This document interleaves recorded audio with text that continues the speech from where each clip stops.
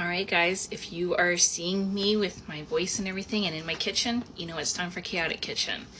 This one came from the request of my dearest friend Jelly, especially when I mentioned to her this recipe. She's like, you've got to do a Chaotic Kitchen. So I'm going to go ahead and do it. It's a very simple one.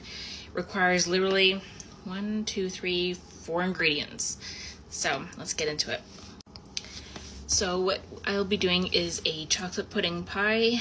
This is something that I kind of grew up on, and it was always a special dessert we had like Sunday nights. So yeah, let's go ahead and get into it. So for this recipe, you are going to need a graham cracker crust. If you want to go ahead and make your own, you are more than welcome to. This is just what we had always done. You are going to need bananas. You're going to need milk. And you are going to need pudding. Now you are going to have to use the cooking one or the pie filling type mix. You can use instant, however, I will warn you that when you cut into the pie, it may not keep its shape when you're using instant pudding. Whereas if you're using a cooking one, this one will actually hold its shape and so forth.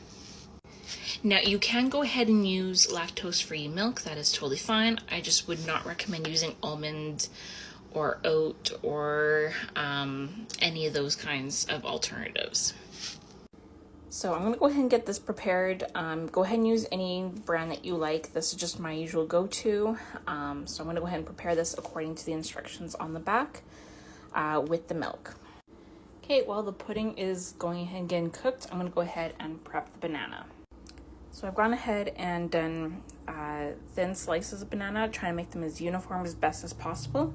I'm gonna go ahead and take these and put them, line the bottom of the graham cracker crust. Okay, with the prepped pie crust all prepped and ready to go, along with the bananas, we're gonna go ahead and pour the pudding into the crust.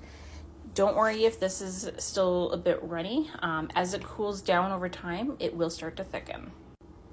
Okay, so now that it is poured in, and if you have extra pudding left, I usually like to make a pudding cup, so I'll just pour that in afterwards.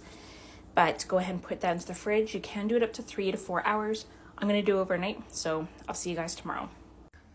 Okay, it is the next day. Here is our pie. This next step is optional. You can go ahead and top it off with however you want, whether it's with bananas, whipped cream, and so forth. I'm going to do it with bananas. Okay, and there is the final product.